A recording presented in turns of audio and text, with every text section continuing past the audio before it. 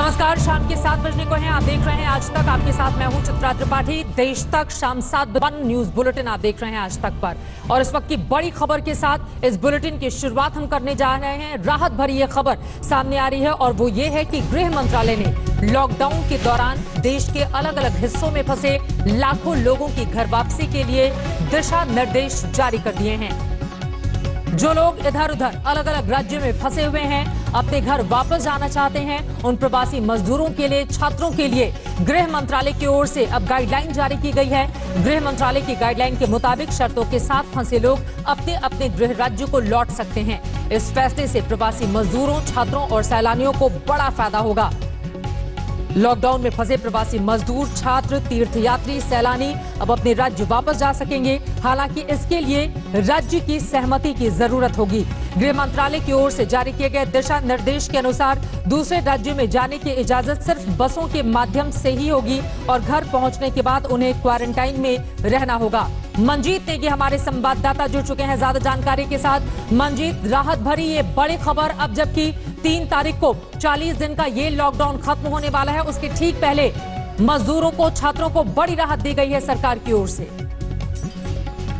बिल्कुल चित्रा, 3 तारीख लॉकडाउन जो खत्म होने जा रहा है उसके बाद क्या फैसला होगा, लेकिन उससे पहले केंद्र सरकार ने एक बड़ा फैसला किया है और गृह सचिव की तरफ से ये आदेश जारी किया गया है सभी राज्यों को, केंद्र शासित प्रदेशों को, खासतौर से जो मजदूर हैं, तीर्थयात्री हैं, टूरिस्ट हैं, छात्र हैं, उन सभी के पर ये आदेश लागू होगा। और लेकिन ये आदेश दोनों राज्य की सहमति के आधार पर होगा और साथ ही जो प्राथमिक जो चीजें हैं, सावधानियां हैं, वो जरूर लागू करनी होंगी। चाहे छात्रों, जो लोग हैं, उनको सैनिटाइज करने की बात हो, जिन बसों के माध्यम से उनको एक राज्य से दूसरे राज्य भेजा जाएगा उन बसों को सैनिटाइज करना होगा। और इन तमाम चीजों को ध्यान में रखते हुए और दोनों राज्यों और केंद्र शासित प्रदेशों की आपसी सहमति के आधार पर, और इसके साथ ही राज्यों को इसके लिए नोडल अधिकारी तय करने होंगे और वो आपस में बात करके आपसी सहमति के आधार पर छात्रों की, मजदूरों की, तीर्थयात्रियों की और जो दूसरे टूरिस्ट अलग अलग राज्यों में फंसे हुए हैं उनकी वापसी हो पाएगी। काफी समय से लोग सबसे ज्यादा इस बात को लेकर परेशान थे और खासतौर से पिछले कुछ दिनों में अलग अलग राज्यों से जो तस्वीरें आई थी मजदूरों की, हंगामे की, उसके बाद ये बड़ा फैसला केंद्र सरकार की तरफ से लिया गया है। बहुत शुक्रिया मंजीत नेगी इस पूरी जानकारी के लिए। आगे भी जानकारी आपसे हम लेते रहेंगे।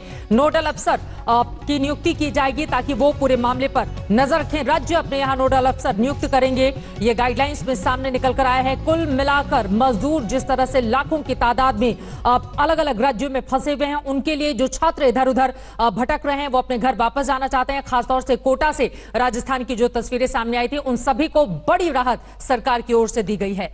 और अब आगे बढ़ते हुए नजर डाल लेते हैं कोरोना के अब तक के आंकड़ों पर। बड़ा आंकड़ा जो देश भर से निकलकर सामने आया है। आपको बता दें कि लगातार मामला बढ़ता हुआ चला जा रहा है। 32,000 के करीब पहुंच चुका है देश में कोरोना मरीजों का आंकड़ा।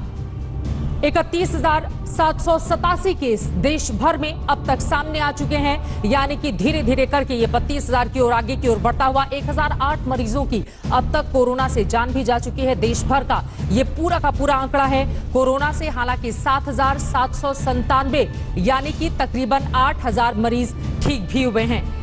वहीं बड़ी तादाद इस बात की है कि सबसे ज्यादा परेशानी का सबब महाराष्ट्र सरकार के लिए 9,000 जहां पर आंकड़ा बढ़ता हुआ चला जा रहा है। अलग अलग राज्यों के हिसाब से भी हम आपको दिखाएंगे कि इस वक्त की सबसे खराब स्थिति किन राज्यों की है, लेकिन उसके पहले जो बड़ी खबरें कोरोना से जुड़ी हुई हैं उसके बारे में एक बार फिर से आपको हम जानकारी दे देते हैं। वहीं इन सब के बीच राहत भरी खबर जो हमने आपको सबसे पहले बताई वो यही है कि गृह मंत्रालय की ओर से जो नई गाइडलाइन जारी की गई हैं, मजदूर और छात्र फंसे हुए हैं अलग अलग राज्यों के, वो वापस लौट कर चले जाएंगे। लेकिन ताजा आंकड़े अलग अलग राज्यों के हिसाब से आपको हम दिखाने की कोशिश करते हैं। आप देख रहे हैं महाराष्ट्र में 9,318 मामले अब तक सामने आ चुके हैं। 400 लोगों की जान अकेले सिर्फ महाराष्ट्र में जा चुकी है। और मुंबई, पुणे सबसे ज्यादा प्रभावित है मुंबई का, और उसके बाद बारी आ जाती है पुणे की। ये 2 हिस्से बुरी तरह से प्रभावित है महाराष्ट्र में। गुजरात की बात करें, अहमदाबाद से हमने देखा था किस तरह से मामले लगातार वहां पर बढ़ते हुए। कुल गुजरात में आंकड़ा 3774 का सामने आया है। 181 लोगों की जान जा चुकी है गुजरात में। राजधानी दिल्ली की बात करें, 3314 मामले दिल्ली से सामने आए हैं। 54 लोगों की मौत हुई है। दिल्ली में भी अरविंद केजरीवाल सरकार के लिए ये बड़ी चुनौती। वहीं मध्य प्रदेश में शिवराज सिंह चौहान के सामने 2561 मामले अब तक का ये आंकड़ा है, जबकि 119 लोगों की जान गई है। राजस्थान 2364 मामले सामने आए हैं। 51 लोगों की मौत हुई है। अशोक गहलोत मुख्यमंत्री की ओर से लगातार कई कदम उठाए जा रहे हैं, लेकिन उसका पूरा असर अलग अलग राज्यों के मुख्यमंत्रियों की ओर से भी कोशिशें जारी हैं, लेकिन बहुत ज्यादा असर फिलहाल अभी होता हुआ दिखाई नहीं दे रहा है। कोशिशें लेकिन जारी हैं। वहीं दुनिया की बात करें तो देखिए, अमेरिका सबसे ज्यादा प्रभावित मुल्क, सबसे ज्यादा परेशान मुल्क। 10,35,765 आंकड़ा पहुंच चुका है मरीजों का सिर्फ अमेरिका में, जबकि 59,266 लोगों की मौत अमेरिका में हो चुकी है कोरोना की वजह से। इतना बड़ा आंकड़ा और बुरी तरह से त्रस्त अमेरिका। उसके बाद बारी आती है इटली की, जहां पर 2,01,505 मरीज अभी तक संक्रमित हैं, जिनमें 27,359 लोगों की जान जा चुकी है। इटली के बाद स्पेन तीसरे नंबर पर है, जहां 2,32,128 मरीज कोरोना से संक्रमित हैं, जबकि 23,822 लोगों की मौत स्पेन में हो चुकी है। फ्रांस का आंकड़ा 1,65,911 मरीज हैं। 23,660 लोगों की जान फ्रांस में जा चुकी है।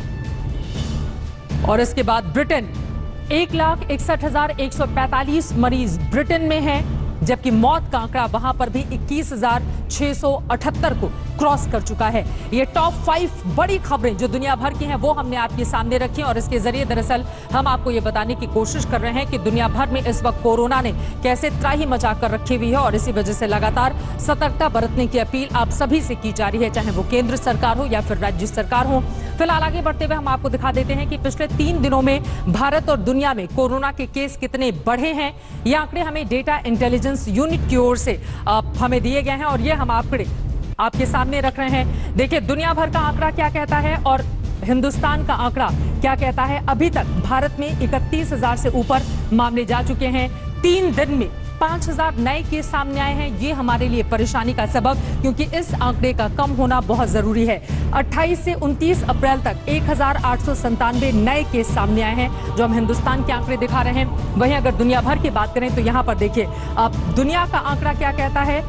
दुनिया की स्थिति लगातार बिगड़ती हुई चली जा रही है, क्योंकि मौत का आंकड़ा यकीनन दुनिया भर का काफी ज्यादा परेशान करने वाला है। और उसमें से भी अगर हम बताएं तो सिर्फ अमेरिका हो, इटली हो, फ्रांस हो, ये तमाम वो मुल्क हैं जो लगातार इस पसोपेश में हैं कि इस महामारी का इलाज हम कैसे निकालें।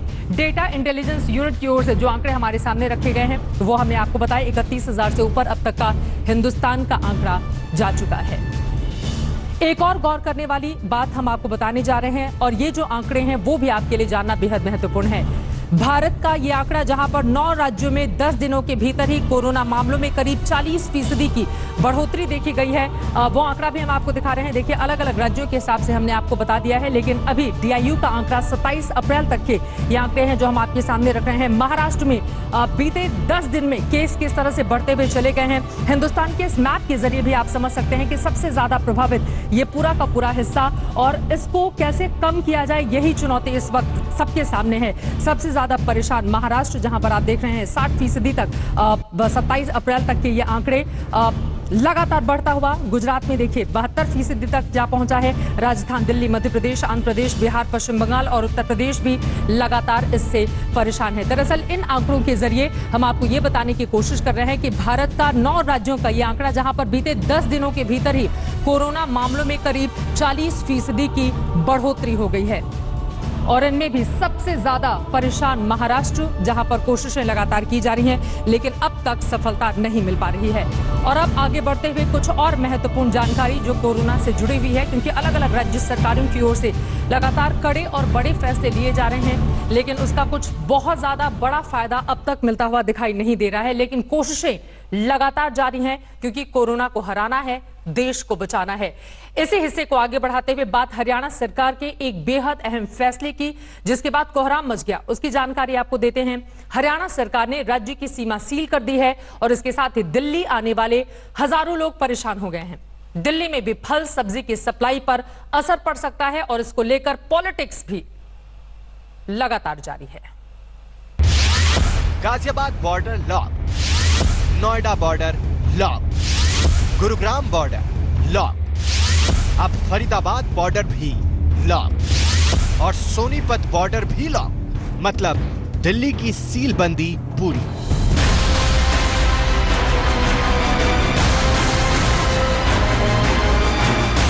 पूरा देश जहां कोरोना से महाजंग लड़ रहा है, वहीं दिल्ली और पड़ोसी राज्य हरियाणा में राजनीति की बिसात पर शहमात का खेल खेला जा रहा है। दिल्ली तीन ओर से हरियाणा से घिरा है। गुरुग्राम सीमा को पहले ही सील किया जा चुका था और आज फरीदाबाद और सोनीपत से लगने वाली दिल्ली की सड़क को भी लॉक कर दिया गया।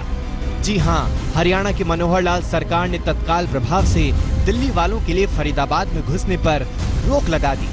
फिर क्या था, मुसाफिरों की परेशानियों की कतार लंबी होती गई।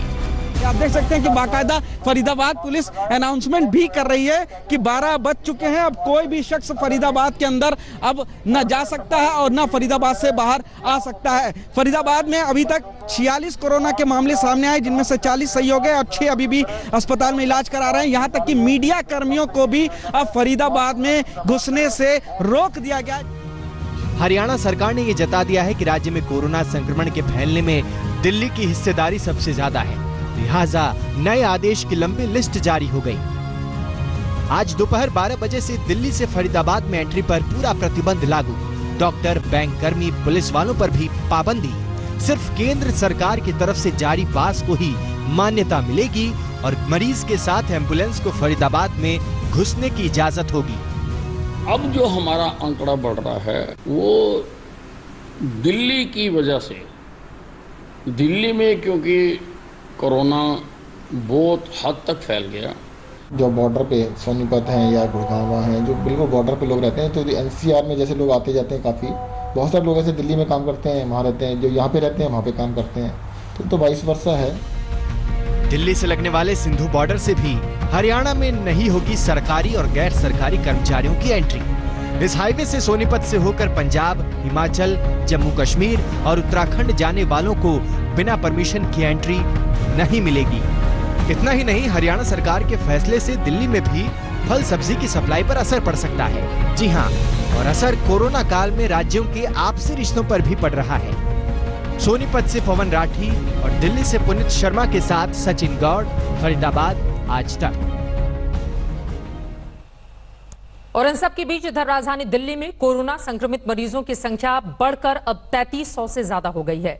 वहीं दिल्ली के आजादपुर मंडी में 11 व्यापारी कोरोना पॉजिटिव मिले हैं। इसके बाद कई दुकानों को यहां पर सील कर दिया गया। व्यापारियों और मजदूरों में इस खबर के बाद से हड़कंप मचा हुआ है।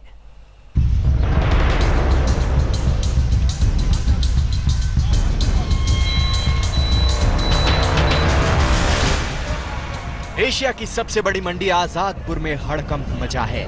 व्यापारियों और मजदूरों में दहशत है। ये खौफ 7 काम करने वाले लोगों के कोविड-19 के संक्रमण में आने के बाद फैला। पहले 6 वायरस के संक्रमण के शिकार हुए थे। आज 5 नए केस मिलने के बाद संक्रमित होने वाले मरीजों की संख्या 11 तक पहुंच गई। आजादपुर मंडी, जहां से दिल्ली ही नहीं बाकी अलग राज्यों के अंदर भी सब्जी और फलों की सप्लाई होती है, और उसमें जिस तरीके से जो दुकानदार हैं वो संक्रमित हो रहे हैं, उसके बावजूद ही इस मंडी को क्यों नहीं हॉटस्पॉट के अंदर तब्दील किया जाता। कई व्यापारी धंधा पानी छोड़कर मंडी से दूरी बनाए हुए हैं, वहीं कुछ अभी भी कारोबार कर रहे हैं। हालांकि व्यापारियों का सवाल है कि 11 कोरोना पॉजिटिव मिलने के बाद भी आजादपुर को हॉटस्पॉट घोषित क्यों नहीं किया गया। आज मंडी का हालात हॉटस्पॉट पे है और सरकार इसको डिक्लेयर नहीं कर रही, आदिल खान जी इसको डिक्लेयर नहीं कर रहे। वो अपनी जो खामियां उसे छुपाना चाह रहे हैं, सरकार को भी झूठ बोल रहे हैं मीडिया। आजादपुर सब्जी मंडी में रोजाना 3000 ट्रक सब्जी और फल लेकर आते हैं, लेकिन मजदूरों और कारोबारियों के मंडी से दूर बनाने पर बाहर से आए व्यापारियों को मुश्किलों का सामना करना पड़ रहा है। आप पंजाब से आए सर, शिमला मिर्ची बेचने के लिए आए थे। आगे ट्रक हमारा होता 2 घंटे में खाली होता था। आज एक रात 1 आधा दिन लग गया पूरा मेरे को। 2 दिनों में खाली हो गया। पहले आते थे 1-2 घंटे में होता था खाली। आजादपुर मंडी को जोर शोर से सैनिटाइज किया गया। सरकार ने यहाँ सख्त नियम लागू किए हैं। सारी कवायद मंडी को खोले रखने की है ताकि दिल्ली में फल और सब्जियों की सप्लाई बिना रोक टोक जारी रह सके। दिल्ली से सुशांत मेहरा के साथ आज तक ब्यूरो। और अब बात गुजरात और मध्य प्रदेश की करते हैं, जहां पर गुजरात में कोरोना संक्रमित मरीजों की संख्या बढ़कर 3700 से ज्यादा हो गई है। वहीं एमपी में अब तक 2300 से ज्यादा लोग बीमार हैं। गुजरात में ये आंकड़े तेजी से बढ़ते जा रहे हैं।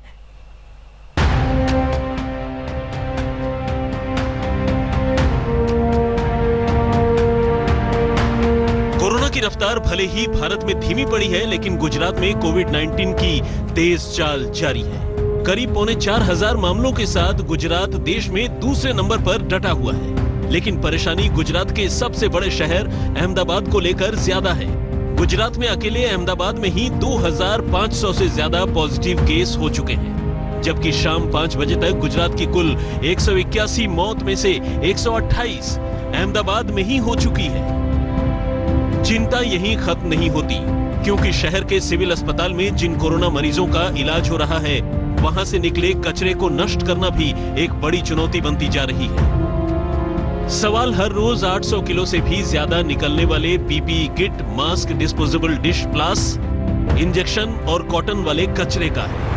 बायोमेडिकल वेस्टની વાત કરીએ તો વોર્ડની અંદર ડિપાર્ટમેન્ટમાં, ઓપીડીમાં, ઇમરજન્સી ટ્રાયજમાં જ્યાં બાયોમેડિકલ વેસ્ટ જનરેટ થાય છે એ તમામ બાયોમેડિકલ વેસ્ટ જે છે એ 3 શિફ્ટમાં અહીંયાથી દરેક વોર્ડમાંથી ડિપાર્ટમેન્ટમાંથી લાવવામાં આવે છે।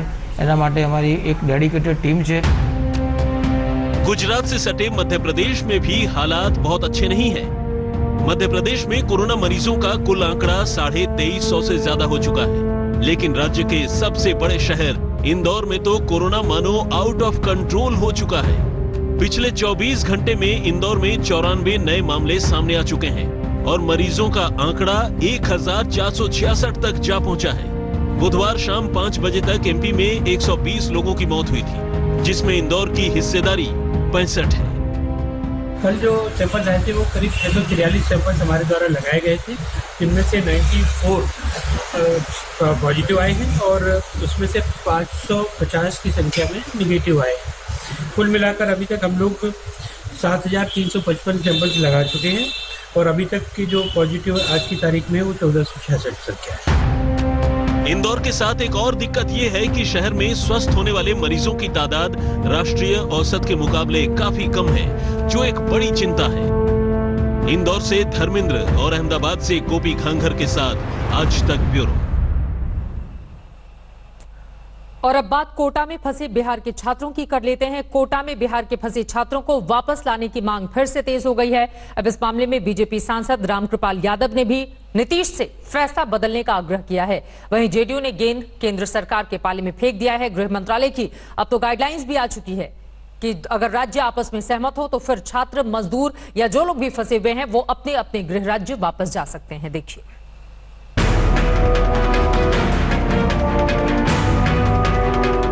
कोटा से जिन राज्यों के बच्चे वापस लौट गए, उनके माँ बाप खुद को खुशकिस्मत समझ रहे हैं। वहीं बिहार के बच्चों और उनके अभिभावकों की परेशानी मुख्यमंत्री के फैसले से जस की तस बनी हुई है। लेकिन आज नीतीश सरकार में 50% की हिस्सेदारी वाली बीजेपी के सांसद रामकृपाल यादव ने नपेतुले शब्दों में सीएम से अपने फैसले पर विचार करने को कहा है। यानी बीजेपी बच्चों को वापस लाने के हक में है। माननीय मुख्यमंत्री जी ने एक स्टैंड लिया है जो कानूनी तौर पर मैं इसका समर्थन भी करता हूं। मैं उसके बावजूद भी जो स्थिति उत्पन्न हुई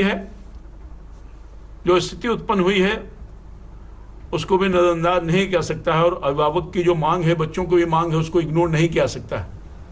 मैं आग्रह करूंगा मुख्यमंत्री जी से पुनः कि आप विधि सम्मत कोई निर्णय लीजिए और कोई रास्ता निकालिए। बीजेपी ने सवाल दागा तो तुरंत ही जेडीयू सामने आ गई और गेंद को वापस रामकृपाल यादव की झोली में डाल दिया।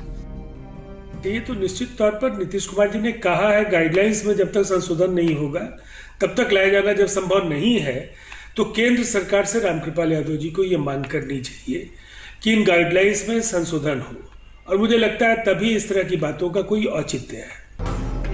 नीतीश कुमार अड़े हुए हैं। लॉकडाउन के नियम में संशोधन किए बिना किसी को भी बिहार वापस नहीं आने दिया जाएगा। वहीं आरजेडी ने 1 मई को सांकेतिक तौर पर उपवास पर बैठने का फैसला किया है।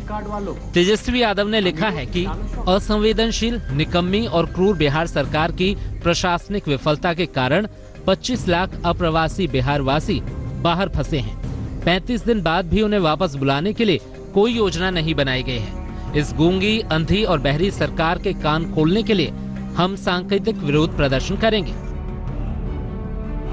कोटा में फंसे बच्चों को लेकर अब बिहार में सियासत गर्म है। नीतीश को अब विपक्ष के साथ साथ बीजेपी से भी निपटना पड़ेगा। कोटा में फंसे बच्चों को लेकर बिहार एनडीए में घमासान मच गया है। जेडीयू और बीजेपी दोनों एक दूसरे पर आरोप प्रत्यारोप लगा रहे हैं, लेकिन हकीकत तो यह है कि इन सब के बीच में हजारों बच्चे अब भी कोटा में फंसे हुए हैं और वो वापस बिहार कैसे आए, इसके लिए कोई भी इंतजाम नहीं किए जा रहे हैं। कैमरा पर्सन दीपक कुमार के साथ रोहित सिंह, पटना, आज तक। तो कोटा में फंसे बच्चों पर सियासी बवाल लगातार जारी है। ये जाकर कहां पर खत्म होगा, इस पर बनी रहेगी आज तक की नजर। और अब बात पुलिस के एक अलग चेहरे की, जो इन दिनों कोरोना काल में खूब दिखाई दे रहा है, नजर आ रहा है। आइए देखते हैं कुछ ऐसे ही इमोशनल तस्वीरें। क्या नाम है सर आपका? हाँ जी,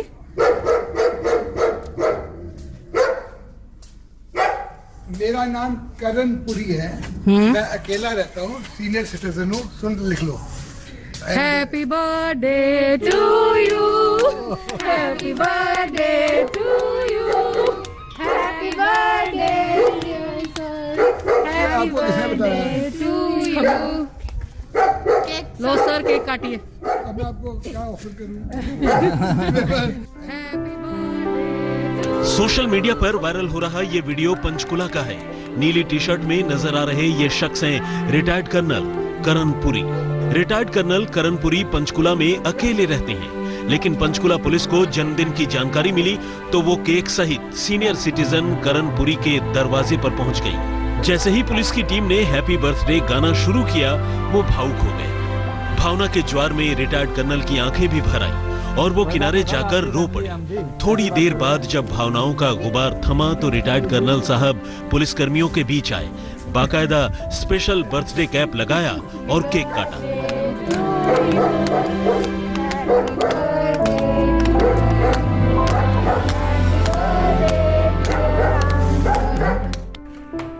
कल हैदराबाद में भी कमिश्नर की अगुवाई में पुलिस के जवानों ने 1 साल की बच्ची मायरा का जन्मदिन मनाया। लॉकडाउन की वजह से मायरा के मम्मी पापा अमेरिका में फंसे हुए हैं। अमेरिका से ही उन्होंने पुलिस कमिश्नर से अपनी बच्ची का जन्मदिन मनाने का अनुरोध किया था।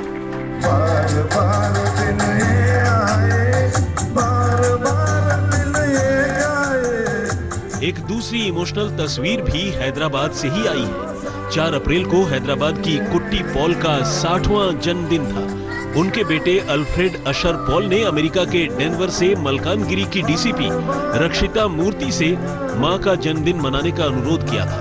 और देखिए, आगे के ये पल सबको भावुक कर गए। डॉक्टरों के साथ सलाम है इन खाकी वालों को भी, जो अपनी ड्यूटी के साथ साथ लोगों की भावनाओं का भी ख्याल रख रहे हैं।